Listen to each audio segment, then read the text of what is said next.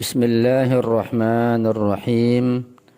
Assalamualaikum warahmatullahi wabarakatuh. Alhamdulillahi rabbil alamin. Wal aqibatu li ahli taqwa wal yaqin.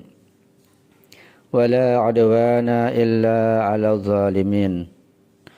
Ashhadu an la ilaha illallah wahdahu la syarika lah. وأشهد أن سيدنا ونبينا محمدا عبده ورسوله اللهم صل على فاطمة وأبيها وبعلها وبنيها وسر المستودع فيها بعدد ما أحاط به علمك اللهم كن لوليك الحجة بن الحسن صلواتك عليه وعلى آبائه في هذه الساعة وفي كل ساعة وليا وحافظا وقائدا وناصرا ودليلا وعينا حتى تسكنه أرضك طوعا وتمتعه فيها طويلا برحمتك يا أرحم الراحمين Rabbi syrah li sadri wa yassir li amri wahlul 'uqdatam min lisani yafqahu qawli amma ba'du. Ma'asyiral muslimin wal muslimat rahimakumullah, para pecinta kajian tafsir Al-Qur'an Al-Karim, alhamdulillah, mari kita bersyukur kepada Allah Subhanahu wa taala yang senantiasa memberikan dan menurunkan kepada kita berbagai macam rahmat, nikmat, taufik dan hidayahnya kepada kita semuanya, sehingga kita masih tetap berada dalam ajaran al-Islam wal iman, dan ajaran yang benar yang dipilih oleh Allah Subhanahu wa taala. Terkait kajian tafsir pada malam ini, kita sudah sampai kepada pembahasan tentang surat Al-Baqarah ayat 106 dan 107 di dalam kitab Mukhtasarul Amsal pada halaman 95. Allah Subhanahu wa taala berfirman, A'udzu billahi minasyaitonir rajim. Bismillahirrahmanirrahim.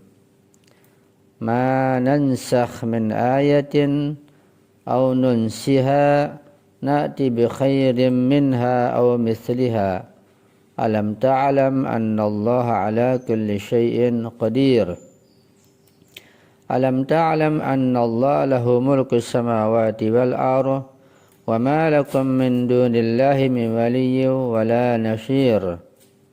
Artinya, ma nansakh min ayatin, apa saja berupa ayat, berupa hukum yang kami hapus, yang kami ganti, au nunsiha, atau kami melupakan, kami membuat lupa ayat tersebut pada orang-orang yang beriman, na'ti bi khairin minha, maka kami datangkan dengan yang lebih baik.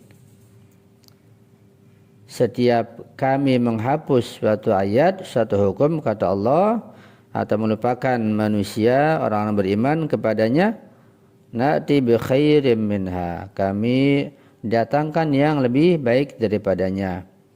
Aw misliha, atau yang sebanding dengannya. Alam ta'lam anna Allah ala kulli syai'in qadir. Tiadakah kalian mengetahui bahwa sesungguhnya Allah Subhanahu wa taala itu Maha Kuasa atas segala sesuatu? Ayat berikutnya, alam ta'lam anna Allah lahu mulku samawati wal ardh. Tiadakah kamu mengetahui bahwa kerajaan langit dan bumi adalah kepunyaan Allah Subhanahu wa taala? Wa ma lakum min dunillahi min waliyyin wa la nasyir. Dan tiada bagimu selain Allah seorang pelindung maupun seorang penolong. Al-gharadu minan naskhi, tujuan daripada penghapusan hukum dan ayat atau ayat. Jadi apa sih sebenarnya tujuan Allah Subhanahu wa taala mengganti hukum atau menghapus suatu ketetapannya? Al-ayatul ula tushiru aydan ila bu'din akhara min ab'adi hamalat at-tashkik al-yahudiyyati dhiddal muslimina. Dikatakan di sini bahwa ayat yang pertama yaitu ayat 106 firman Allah ma nansakh min ayatin dan seterusnya. Ayat pertama ini mengisyaratkan dan menjelaskan juga tentang sisi dan dimensi lain daripada dimensi-dimensi para pembawa keraguan dari orang Yahudi terhadap kaum muslimin. Dengan kata lain bahwa ayat ini menjelaskan tentang sisi lain yang berupa keraguan-keraguan yang dilontarkan oleh orang Yahudi terhadap kaum muslimin. Kana haula'il qaumu yukhatibuna al-muslimina ahyanan qaidin lahum inna ad-dina dinul yahud wa anna al-qiblata qiblatul yahud. Mereka kaum Bani Israel, ya kaum Yahudi, mereka menyampaikan ungkapan dan ucapan mereka kepada kaum muslimin terkadang dengan ungkapan bahwa agama yang hak, agama yang benar hanyalah agama Yahudi dan kiblat yang ada, kiblat yang hak hanya kiblat kaum Yahudi. Itu dakwaan mereka, keraguan mereka lontarkan kepada kaum muslimin di masa itu. Falidzalika fa inna nabiyyakum yusalli tijaha qiblatina, yakni Baitul Maqdis.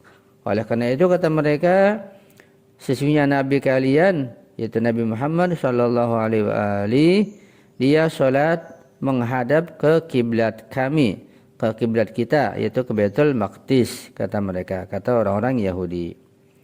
Wa hinama nazalatul ayatu 144 min hadhihi surati wa taghayyarat bidzalika jihatul qiblati min Baitul Maqdis ila Makkah ghayyara al-yahudu tariqata tashkikihim.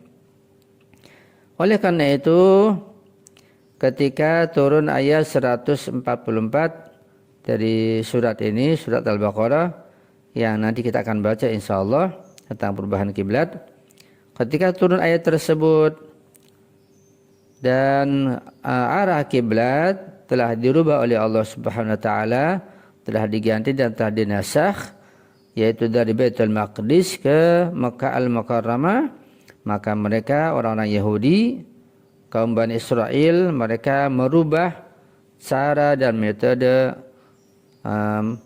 bagaimana melontarkan keraguan terhadap kaum muslimin. Wa qalu, mereka berkata kaum Yahudi, law kanatil qiblatul ula hiya sahihah falima hadha taghyir. Kalau memang betul-betul bahwa kiblat yang pertama yaitu salat menghadap ke Baitul Maqdis itu adalah yang benar, kenapa harus dirubah? Wa idza kanatil qiblatus tsaniyatu hiya sahihah faqulu a'malukum as-sabiqah idzan batilah. Tetapi apabila kiblat yang kedua yang benar yaitu menghadap ketika salat ke Makkah Al-Mukarramah, kalau itu yang benar, berarti amal ibadah kalian, salat-salat kalian yang sebelumnya adalah batil. Ini mantik orang-orang Yahudi yang membuat keraguan pada kaum muslimin di masa itu. Karena kata mereka, kenapa ada perubahan kiblat? Kalau memang kiblat yang pertama yang benar, ya nggak perlu dirubah. Tapi kalau kiblat yang kedua yang benar, yaitu salat menghadap ke Ka'bah, berarti amal ibadah kalian yang telah kalian lakukan itu adalah batil, itu adalah salah. Ini keraguan yang sangat kuat, yaitu adanya mughalatah tadi kaum Yahudi, kaum Bani Israel terhadap kaum muslimin. Begitulah mereka senantiasa sejak dahulu sampai sekarang selalu melontarkan dan melemparkan berbagai macam keraguan dan kritikan terhadap kaum muslimin. Kritikan terhadap Al-Quran, terhadap hadis Rasulullah, kemudian kritikan terhadap sejarah misalnya dan lain sebagainya.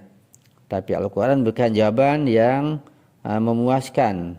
Jawaban-jawaban yang membuat hati kaum muslimin menjadi tentram dan menjadi yakin terhadap kebenaran ajaran Islam.